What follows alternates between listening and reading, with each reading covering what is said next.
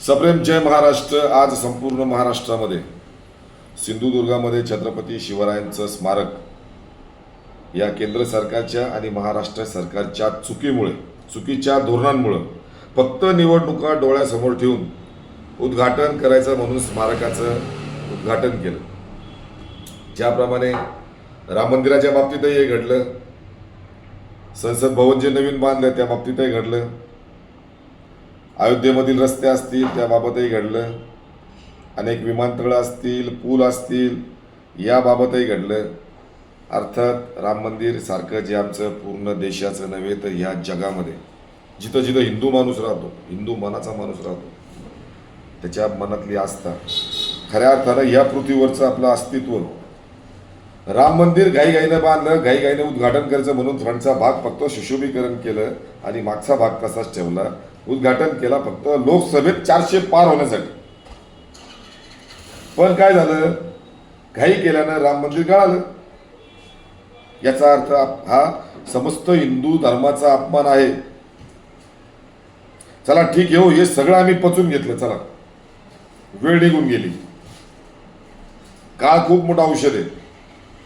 पण आज सिंधुदुर्गामध्ये राजकोट किल्ल्यावर छत्रपती शिवरायांचं स्मारक कोसळलं, याला जबाबदार कोण?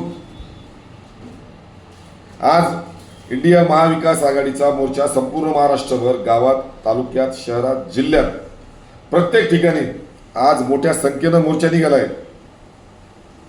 महाविकास आघाडीनं काळजी घेतली जनतेची। रविवारचा दिवस हा मोर्चासाठी घेऊन कुठल्याही नागरिकाला त्रास होऊ नये, शाळेतल्या मुलांना त्रास होऊ नये यासाठी आज मोर्चा काढला। आणि मोर्चा निघालेला असताना जेव्हा या विरोधकांची पायाखालची वाळू घसरली, गद्दार हे मुख्यमंत्री एकनाथ शिंदे म्हणतात का ज्यावेळेस इंडिया महाविकास आघाडीचं सरकार होतं त्यावेळेस लेकीबाळी सुरक्षित नव्हते। एकनाथ शिंदेजी महाविकास आघाडीच्या सरकारमध्ये आपण नगरविकास मंत्री होता, चोरून लपून पैसे खाण्याचं काम आपलं चालू होतं, चोरून लपून मुखोटे वापरून त्या देवेंद्र फडणवीसला भेटण्याचं काम चालू होतं, गद्दारी करण्याचं नियोजन आपलं त्यावेळेस चालू होतं। आणि कोणत्या लेकीबाळी म्हणता तुम्ही? कंगना राणावत महाराष्ट्राची लेख आहे, चित्रपट बघता ना तिचे तुम्ही, ती महाराष्ट्राची लेख नाहीच आहे। सगळा महाराष्ट्रातून हा बॉलिवूडचा पैसा कमवते आणि तिच्या राज्यात जाऊन ती खर्च करते। तिचं घर का पाडलं याचा अभ्यास तुमचा जास्त आहे आमच्यापेक्षा। कंगना राणावत, ती नवनीत राणा, ह्या लेकीबाळी ज्यांचं चित्रपटामध्ये ज्यांचं अंग प्रदर्शन झालं आजपर्यंत, काय संस्कृती घेणार यांच्यापासून आमच्या लेकीबाळी? आणि गद्दार एकनाथजी शिंदे, बदलापूरमध्ये ज्या लहान मुलीवर बलात्कार झाला त्याचा शब्द सुद्धा आज आपण वापरला नाही।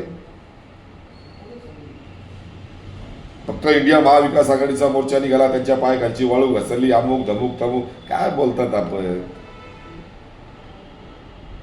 1500 रुपये आमच्या लाडक्या बहिणींना देऊन तुम्ही सांगतायत की ही स्कीम आम्ही बंद करणार, हायकोर्टात गेलो, सुप्रीम कोर्टात गेलो, कशा करता जनतेची दिशाभूल करतात? मी तमाम माझ्या या मायबाप जनतेला, माझ्या सगळ्या लाडक्या बहिणींना, माझ्या सगळ्या माता भगिनींना मी आव्हान करतो, विनंती करतो, ही जी तुमची स्कीम चालू झाली आहे ना, ही यांच्या खिशातून देत नाहीये। यांच्या खिशातून जर द्यायचं ठरलं ना माझ्या बहिणींनो, तुम्हाला महिन्याला 15-20 हजार रुपये भेटतील इतकी संपत्ती आणि तुमच्या आमच्या मतावर घेतलेली आहे। हा एकनाथ शिंदे रिक्षावाला होता, हजारो करोडो रुपयांची प्रॉपर्टी याची झाली, कुठून आली प्रॉपर्टी? अरे भीक देतो का मला 1500 रुपयाची तू? माझ्या माता भगिनीला सांगतो, निश्चितच हा पैसा आपलाच आहे। आपण जे टॅक्सेस भरतो, आपण जो कर भरतो, आपण ज्या सरकारच्या प्रत्येक योजनेमध्ये आपला हातभार असतो, तो आपलाच पैसा आहे। नक्कीच इंडिया महाविकास आघाडीची सत्ता आल्यानंतर याच्या दुप्पट तिप्पट चौपट पैशाचे आपण लाभार्थी होऊ शकतात आणि तो आपला हक्क आहे, लक्षात घ्या।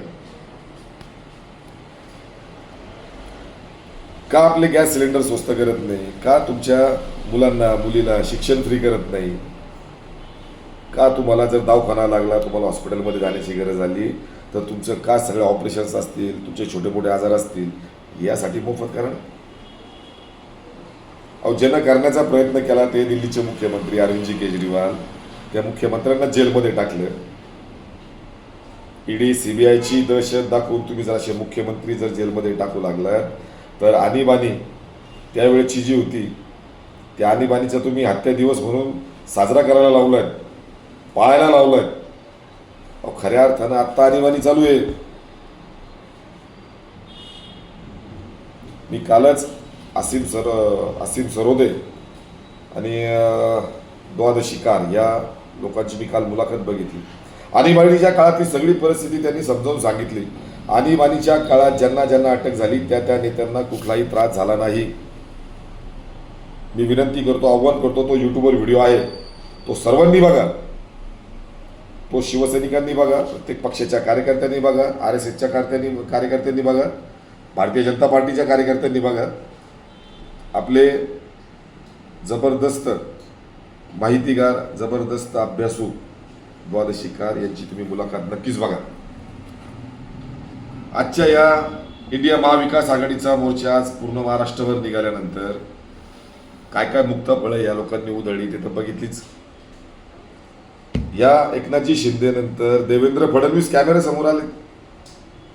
देवेंद्र फडणवीस दाखले देतात. कर्नाटकमध्ये काँग्रेसची सत्ता असताना तिल्ला बुलडोझर लावून जो छत्रपती शिवरायांचा पुतळा पाडला, उत्तर प्रदेशमध्ये पाडला. अरे तिकडचे कशाला दाखले देतो राजा? महाराष्ट्रामध्ये तुम्ही काय झक मारली? अजित पवारांना काल परवा माफी मागितली.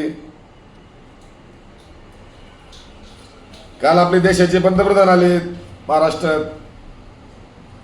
सावरकर आणि छत्रपती शिवराय यांच्या त्यांनी तुलना करून छत्रपती शिवरायांची माफी एवढी गुरमीमध्ये मागितली. हा अपमान आहे महाराष्ट्राचा. माझ्या तमाम मी युवकांना सांगतो, अपमान आहे आपला. कालचं तुम्ही युट्यूबवर बघा कशा प्रकारे या पंतप्रधानांनी माफी मागितली छत्रपती शिवरायांची. उपकार करता माफी मागून. लोकसभेच्या निवडणुका तोंडावर असताना तुम्ही छत्रपती शिवरायांच्या स्मारकाची कायदेशीर बाबी बांधकामाच्या सगळ्या पूर्तता बघून तुम्हीच उद्घाटन करायला पाहिजे होतं. तुम्ही तर चुकीच्या पद्धतीने केलं, फक्त मतं मिळवण्यासाठी, 400 पार होण्यासाठी. छत्रपती शिवरायांचा अपमान तुम्ही करता आणि सावरकरांची तुलना तुम्ही छत्रपतीशी करता. छत्रपतींचा शेवटपर्यंतचा इतिहास आजपर्यंत वादात नाहीये.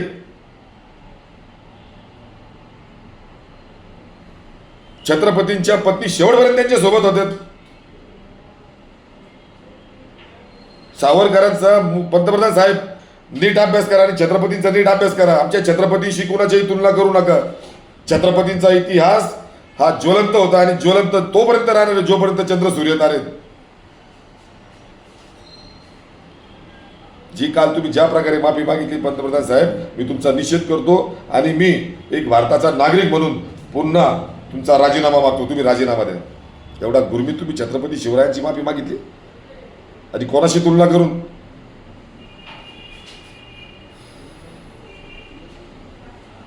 माझं मत, तुलना तुम्ही करायला नव्हती पाहिजे.